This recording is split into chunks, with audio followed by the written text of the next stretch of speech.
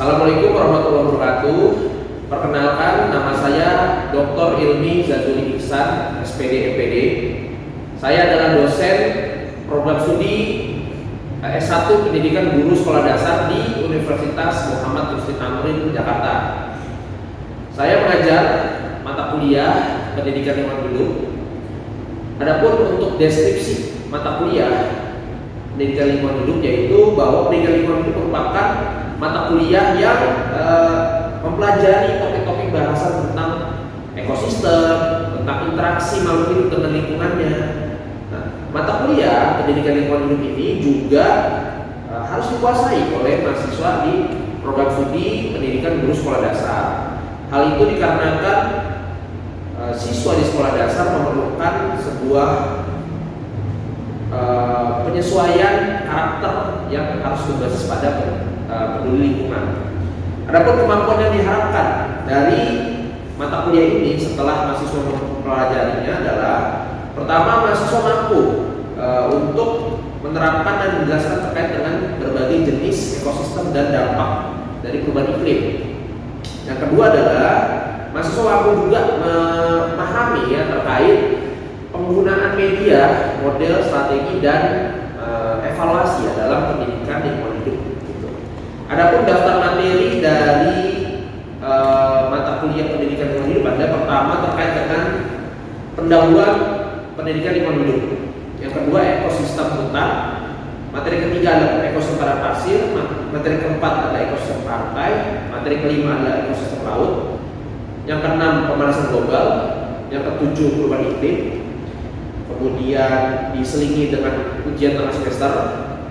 Kemudian lanjut ke ujian asam, model pembelajaran pendidikan lingkungan hidup, media pembelajaran pendidikan lingkungan hidup, strategi pembelajaran pendidikan lingkungan hidup, evaluasi pendidikan lingkungan hidup, dan pengembangan bahan ajar lingkungan hidup, serta desain inovasi pendidikan lingkungan hidup. Itu adalah daftar materi kuliah dari mata kuliah pendidikan lingkungan hidup yang harus dikuasai oleh mahasiswa pendidikan guru sekolah dasar di Universitas Muhammad Rusdi Tamrin. Adapun sistem pembelajaran yang saya gunakan yaitu menggunakan perkuliahan secara hybrid atau menggunakan pendekatan tatap muka langsung dan tatap muka secara maya atau secara daring, yang menggunakan Zoom ataupun Google Meet. Jadi sistem pembelajarannya secara hybrid atau secara campuran, baik itu secara langsung di kelas maupun menggunakan media teleconference. Metode pembelajarannya menggunakan case based learning, jadi pembelajarannya menggunakan berbasis kasus-kasus yang ada berkaitan dengan lingkungan. Sistem penilaiannya menggunakan teknik tes tertulis, menggunakan soal seperti soal pada umumnya, dan juga menggunakan teknik observasi berkaitan dengan sikap dan perilaku lingkungan. Nah, adapun indikator yang harus dicapai yaitu: pertama, mahasiswa mampu menjelaskan peran dan karakteristik ekosistem dalam lingkungan hidup. Yang kedua adalah mahasiswa mampu menjelaskan terkait dengan penggunaan media, model, strategi, dan evaluasi, serta pengembangan dari pendidikan lingkungan hidup. Sekian.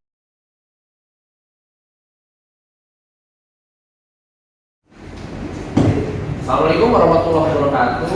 Waalaikumsalam warahmatullahi wabarakatuh. Hari ini saya akan menyampaikan pertemuan kita melanjutkan pertemuan kita yang sebelumnya, yaitu pada mata kuliah Pendidikan Lingkungan Hidup. Khususnya untuk Anda dan saudara-saudara sekalian ini kan nanti ketika lulus menjadi guru guru di sekolah dasar, karena prodinya adalah Pendidikan Guru Sekolah Dasar, sehingga profil lulusannya salah satunya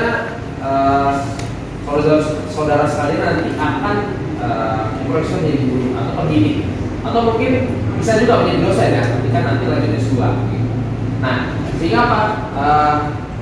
Saudara sekalian ini dibekali mata kuliah, salah satunya itu Pendidikan Lingkungan Hidup, yang dosennya adalah saya. Nah, saya bagi barangkali masih ada yang lupa dengan nama lengkap saya. Nama lengkap saya adalah Dr. Ilmi Zazuli Ihsan, SPD MPD. Nah, hari ini kita akan mempelajari topik tentang media pembelajaran pendidikan lingkungan hidup, gitu ya. Nah, seperti yang kita tahu, saudara bisa lihat slide-nya, ya. Jadi konsep dasar dari media pembelajaran, ya, itu adalah bahwa media pembelajaran merupakan sebuah alat, intinya sebuah alat, ya. Seperti misalkan transportasi, kan. Transportasi kan alat untuk seseorang berpindah dari titik A ke titik B. Nah, sama. Media pembelajaran juga merupakan sebuah alat, ya, untuk menyampaikan informasi. Nah, jadi saudara-saudara nanti ketika sudah menjadi guru itu bisa menyampaikan informasi itu kepada siswa dengan cara apa? Melalui media pembelajaran, gitu ya. Jadi definisi konsep atau dasar dari sebuah media adalah sebagai alat untuk menyampaikan informasi kepada siswa, ya. Dalam konteks ini kan karena prodinya PGSD, sehingga nanti pengajar ada siswa di sekolah dasar. Nah, informasi apa yang perlu disampaikan oleh guru, ya, dalam konteks ini adalah informasi-informasi terkait dengan misalkan konsep pembelajaran. Ketika saudara-saudara nanti menyampaikan konsep pembelajaran terkait misalkan topik, kalau dalam konteks pendidikan lingkungan hidup, seperti pencemaran lingkungan, pencemaran udara, pencemaran air, itu kan saudara-saudara bisa mengajak sesuatu langsung, ya, ke lapangan, gitu ya, ke taman misalkan, ke kebun. Tapi saudara juga bisa menggunakan media, ya, media pembelajaran yang berfungsi untuk dia menyampaikan informasi pada siswa, gitu ya. Jadi misalkan media pembelajaran tentang siklus hujan, ya, pembentukan hujan, itu kan tentu saudara tidak bisa mengajak siswa langsung melihat proses penguapan air di laut, gitu kan. Kemudian nanti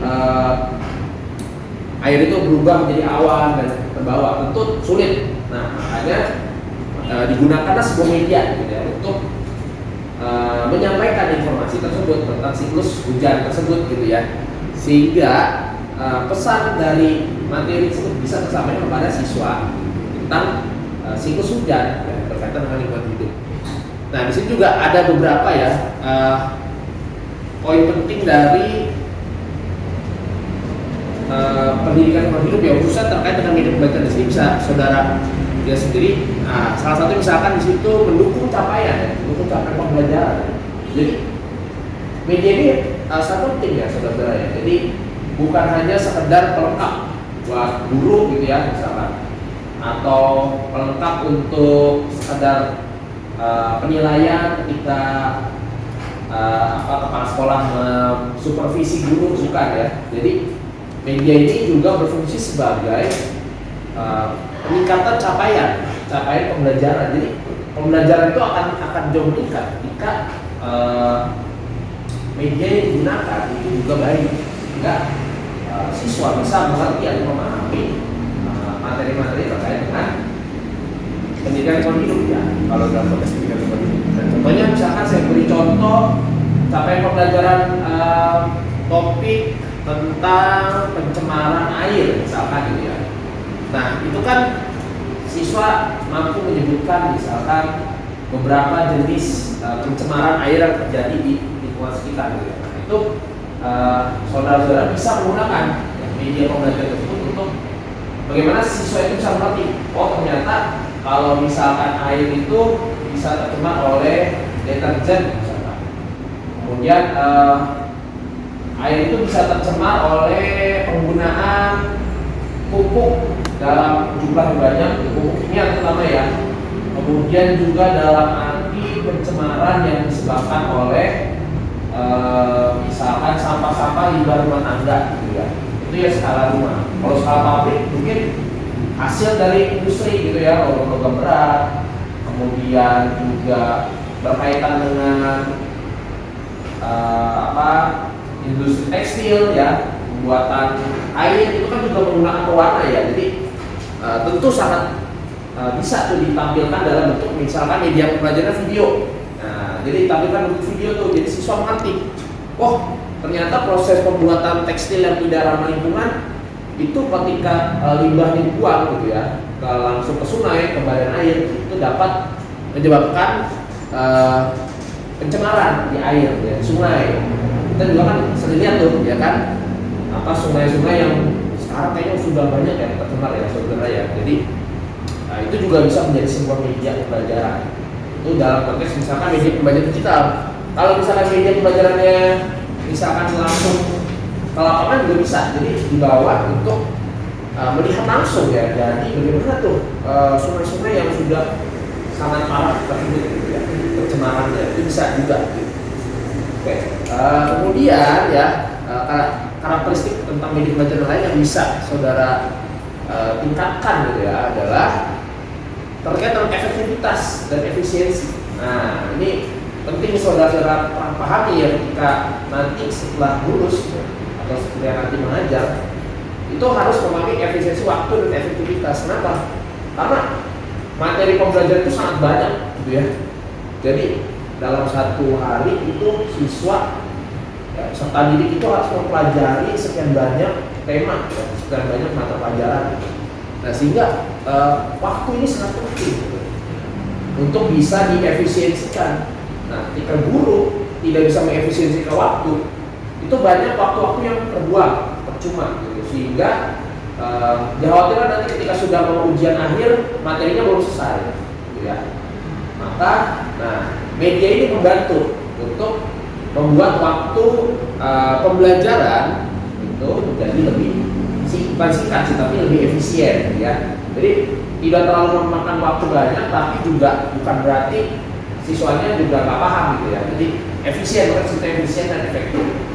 Nah, contoh lain misalkan begini, ketika saudara-saudara mengajar, nah seperti tadi misalkan kalau mau melihat ekosistem laut, ya kan berarti harus tahu dulu kan kalau misalkan aslinya gitu ya, harus ke lapangan ke tempat aslinya ke laut. Itu kan tentu memakan waktu, ya, perjalanan kesananya, transport dan sebagainya. Nah, penggunaan media ini dengan contoh virtual reality mungkin nggak terlalu canggih ya, zaman sekarang mungkin sudah cukup canggih. Itu kan bisa melihat bahkan hewan-hewan laut tanpa harus ke laut, ya. Dengan cukup pakai alat perangkat virtual reality. Ya, atau paling gampang sederhana pakai video gitu, itu bisa menampilkan gambar-gambar sehingga siswa bisa memahami ya apa ekosistem laut seperti apa, karakteristiknya, jenis-jenisnya seperti apa gitu ya. Nah, itu yang bisa digunakan dalam penggunaan media untuk singkat mengefisiensikan waktu. Nah, terus juga bisa meningkatkan motivasi ya. Nah, ini penting saudara-saudara semua ya, karena ketika Anda nanti mengajar, itu kan siswa tidak hanya kayak cuma melihat buku aja gitu ya, buku teks dia, gitu kan pasti bosan gitu. Jadi perlu juga sebuah penyesuaian ya dalam bentuk media sehingga lebih seru nih belajar lingkungan hidupnya nih ya. Nah, itu perlu menggunakan media untuk meningkatkan motivasi belajar. Oke. Nah, kemudian berikutnya lagi terkait dengan fleksibilitas. Nah, ini saudara-saudara harus juga melihat bahwa media pembelajaran itu membuat pembelajaran menjadi lebih fleksibel. Contohnya fleksibel seperti apa? Contoh ketika Anda membuat misalkan ada namanya teknologi augmented reality ya, mungkin mirip dengan virtual reality. Nah, itu kan bisa lebih fleksibel, tapi siswa itu bisa menggunakannya di rumah, bukan? Ketika si perangkat handphone itu disorot ke sebuah media gitu ya dengan augmented reality, tentu nanti akan muncul kan kayak hologram atau gambar gitu kan. Nah, itu membuat berarti lebih fleksibel. Jadi siswa bisa belajar di rumah, ya. Jadi nggak harus datang ke kelas kemudian baru belajar. Nah, itu. Jadi fleksibilitas juga menjadi penting ya dalam pembelajaran, ya, khususnya untuk pendidikan lingkungan hidup, karena banyak aspek-aspek lingkungan yang cukup sulit kalau dipelajari secara langsung ya. Misalkan tadi pencemaran limbah industri, itu kalau misalkan langsung ke lapangan gitu, ke pabrik kan tentu sulit ya, ada perizinannya, kemudian juga yang bawa anak-anak SD ke pabrik kan juga susah gitu ya. Jadi, ini memudahkan sekali untuk guru ya atau pengajar membuat siswa itu jadi paham. itu juga harus berdasarkan kemajuan teknologi ya. Jadi bukan berarti media-media yang konvensional tuh tidak boleh sama sekali, tetap boleh ya. Jadi Anda nanti ketika mengajar di kelas ya, di sekolah boleh tetap menggunakan buku cetak, menggunakan lembar kerja cetak, modul cetak dan sebagainya masih boleh ya. Tapi mungkin porsinya dikurangi ya, sehingga tidak mendominasi pembelajaran ya. Tapi coba untuk menyesuaikan dengan kemajuan teknologi ya, karena kemajuan teknologi itu kan berkembang pesat ya. Oke. Nah, ini ya pengelompokan. Nah, sekarang kita masuk ke pengelompokan media pembelajaran. Ada media pembelajaran namanya media pembelajaran secara fisik. Nah, bentuknya fisik, jadi bisa dipegang, bisa dibawa, ada bentuk fisiknya. Itu namanya media pembelajaran berbentuk fisik. Ada juga yang berbentuk digital. Nah, kalau digital ini yang saudara-saudara pasti tiap hari pegang, itu salah satu contohnya adalah handphone ya, itu kan media pembelajaran digital. Kemudian laptop, ya, itu yang paling sering. Nah, media pembelajaran fisik ini biasanya digunakan di kelas-kelas konvensional. Ya. Jika Anda mengajar yang misalkan mungkin di luar topik lingkungan ya, misalkan matematika, itu biasanya walaupun tidak semua masih menggunakan yang fisik. Karena untuk menghitung sebuah perhitungan matematika kan kalau pakai digital mungkin agak sulit ya, mencoret-coretnya gitu ya. Nah, sehingga biasanya orang pakai masih di buku gitu, buku cetak. Nah, tapi kalau untuk topik-topik yang lain gitu ya, dalam hal pendidikan lingkungan hidup terutama, itu udah biasanya dia udah bentuk digital gitu ya. Sehingga pembelajaran itu menjadi lebih sesuai dengan kemajuan zaman gitu. Oke, nah ini pengertiannya ya, media pembelajaran fisik yang tentu ya harus ada bentuknya ya. Jadi tidak boleh media pembelajaran itu tidak ada bentuknya kalau fisik ya. Jadi harus dicetak, perlu dicetak gitu. Contohnya di sini ada buku teks, ada modul cetak, ada misalkan komik ya, ada juga pembelajaran komik ya, media pembelajaran melalui komik yang perlu dicetak, poster, kemudian juga booklet dan sebagainya. Itu adalah bentuk media pembelajaran yang cetak. Nah, ada juga media pembelajaran cetak itu misalkan seperti ini. Misalkan saudara-saudara kan suka pakai itu buku catatan. Nah, buku catatan itu dirapikan ya dengan gambar-gambar, itu menjadi sebuah media pembelajaran juga bisa gitu kan. Tapi harus dikasih dirapi dulu tentunya. Kalau media cetaknya tulisan tangan terus nggak baca kan susah ya. Nah, oke. Ini kemudian yang kedua ya, jenis kedua adalah media pembelajaran digital ya. Jadi saudara-saudara pasti sudah sangat familiar dengan media pembelajaran digital. Misalkan ada handphone ya kan, ada laptop, ada misalkan proyektor ya, ini harus digunakan jelas. Kemudian juga virtual reality, augmented reality, itu kan semuanya berkaitan dengan digital. Nah, apa keunggulannya? Kan ditanya, apa Pak keunggulannya terkait media pembelajaran digital? Nah, pertama kalau misalkan media pembelajaran digital, dia itu bisa dibawa kemana-mana. Jadi, ketika siswa belajar, dia misalkan dia lagi liburan nih, tapi mau belajar, kan kalau bawa buku berat, ya kan? Tapi kalau dia siswa itu bawa HP, itu akan lebih mudah, lebih ringkas, gitu. Atau bawa laptop, berarti juga lebih ringkas. Itu jadi fungsi dari media digital. Nah, kalau media cetak kan dia harus bawa berat kan.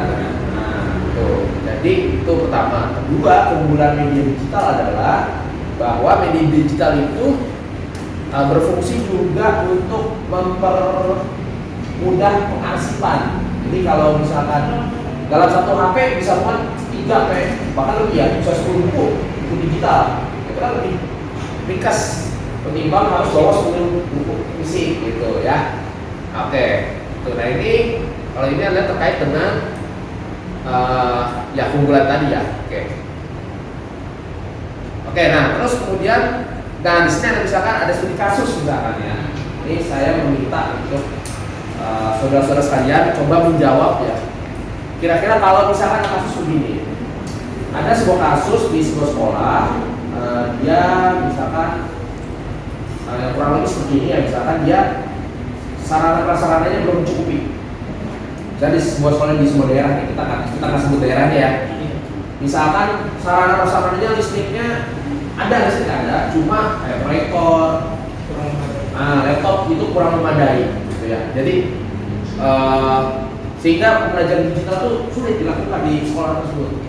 Nah, sementara kan seperti kita belajar tadi, sekarang tuh perkembangan teknologi, semua sekarang perkembangan gadget gitu ya. Nah, coba saya mau minta satu pendapat dari saudara-saudara sekalian.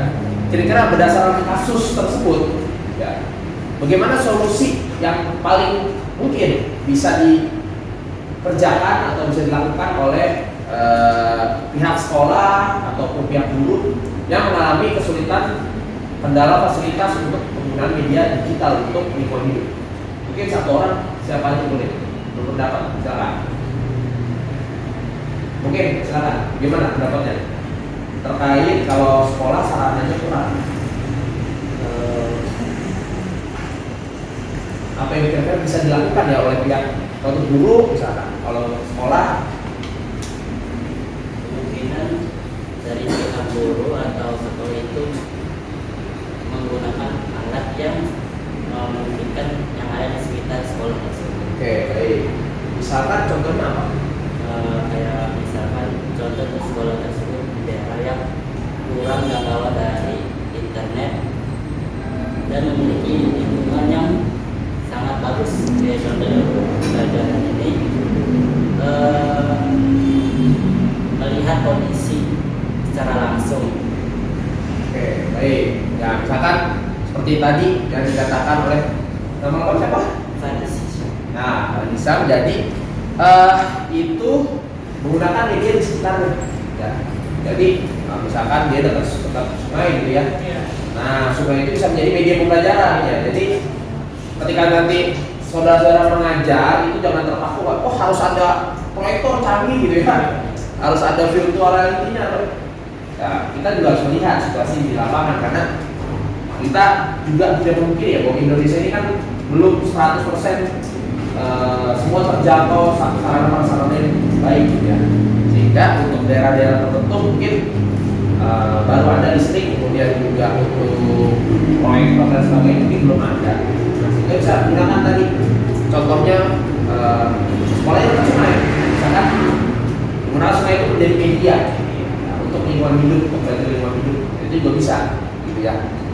Oke, itu. Oke, kemudian silakan barangkali ada pertanyaan dari saudara-saudara kalian terkait dengan media pembelajaran lingkungan hidup, pendidikan lingkungan hidup. Silakan, mungkin 2 atau 3 pertanyaan. Ya, karena suaranya mungkin ada yang misalkan ya. Oke, ini.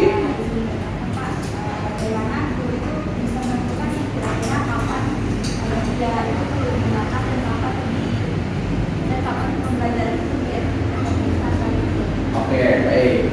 Pertanyaan pertama selesai jawab dulu ya. Oke.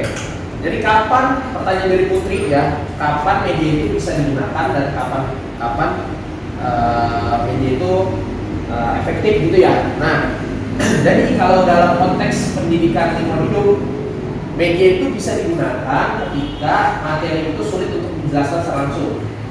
Misalkan untuk menjelaskan tadi contohnya siklus hujan atau ekosistem laut itu kan sulit ya. Kalau langsung ke laut kan butuh tenaga yang lebih besar, ongkos dan sebagainya. Nah, sehingga bisa menggunakan media seperti video pembelajaran itu sehingga nanti pembelajaran bisa lebih efektif ya, dalam penggunaan pembelajaran tersebut gitu. Itu Putri, bagaimana? Oke, baik. Mungkin ada pertanyaan kedua, silakan. Ya, silakan. Baik, anak-anak saya jawab. Ya, Jadi, silakan.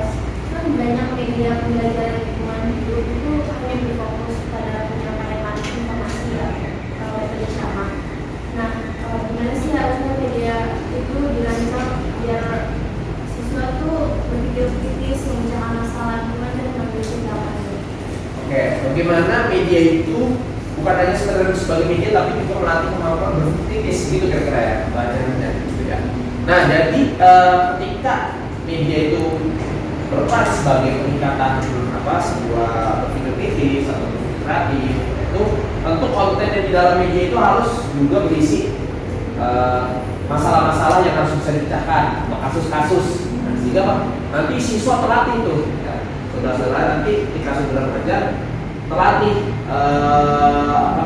pola pikirnya untuk memecahkan masalah, untuk berpikir kritis, ya, untuk berpikir kreatif. Gitu. Jadi medianya bukan sekedar nampilin gambar gitu ya, tapi harus media yang memang secara pemikiran dia harus berpikir gitu ya. Ketika siswa melihat media itu ada kasus-kasus yang bisa dipelajari, ada masalah-masalah lingkungan yang bisa dipecahkan. Nah, seperti itu. Oke, mungkin sekian, ada pertanyaan lagi? Satu lagi mungkin ya, silakan. Bagaimana Bapak mengukur keberhasilan penggunaan media pembelajaran lingkungan hidup? Oke, mengukur keberhasilan media pembelajaran ya. Oke, bagaimana cara mengukur ya? Nah, ketika kita kenal dengan istilah pretest post-test. Jadi ada pretest, ada post-test. Nah, ketika ada skor pretest yang meningkat, misalkan skor pretestnya rata-rata 70, nah, meningkat menjadi 85, itu kan berarti media pembelajaran yang digunakan itu bisa meningkatkan skor. Nah, jadi seperti itu indikator keberhasilan dari penggunaan media pembelajaran. Jadi nanti saudara-saudara juga akan mengalami ketika pretestnya itu dan post-testnya itu jaraknya tidak terlalu jauh, peningkatannya berarti medianya kurang efektif. Ya, jadi mengukur keberhasilan seperti itu menggunakan media pembelajaran. Oke, baik. Saya kira itu ya untuk sesi pertanyaan, diskusi. Kesimpulannya berkaitan dengan topik kita pertemuan hari ini, yaitu media pembelajaran pada pendidikan lingkungan hidup. Ya, itu pertama tadi prinsip dari media adalah menyampaikan informasi. Jadi media itu memberikan informasi dari guru ke siswa atau dari sumber belajar ke siswa. Ya. Nah, kemudian media juga dibagi menjadi dua jenis, ada media fisik, cetak gitu ya, dan juga media digital. Nah, saudara-saudara sekalian nanti bisa menggunakan kedua media ini ketika mengajar. Ya. Tentu bukan berarti kalau media fisik atau cetak itu jelek, enggak, tetap digunakan, tetapi mungkin lebih didominasi oleh media digital, terutama untuk daerah-daerah yang memang sudah akses teknologinya sudah cukup bagus gitu ya. Nah, itu kesimpulan kedua. Kesimpulan ketiga adalah bahwa tadi ya berdasarkan pertanyaan-pertanyaan tadi juga, nah, media juga bukan hanya berperan dalam menyampaikan informasi, tapi juga melatih tadi ya seperti ditanyakan itu kemampuan berpikir. Jadi konten di dalam media itu ya bukan hanya membahas tentang lingkungan, tapi bagaimana memecahkan masalah-masalah lingkungan. Makanya ada studi kasus, ada masalah gitu ya. Nah, seperti itu. Nah, itu kesimpulan dari perkuliahan kita di hari ini. Ya, saya sebagai dosen, saya mohon maaf apabila ada kekurangan dan kesalahan terkait dengan topik dari perkuliahan ini. Mungkin saya akhiri untuk nanti evaluasi kita bisa saya akan memberikan soal nanti ya melalui LMS itu, Learning Management System yang kita punya di Universitas Muhammad Yusuf Tamrin ya. Nah, itu soal berupa soal untuk saudara-saudara kerjakan di rumah sebagai evaluasi dari topik perkuliahan di hari ini. Kurang lebihnya mohon maaf. Wassalamualaikum warahmatullahi wabarakatuh. Waalaikumsalam warahmatullahi wabarakatuh.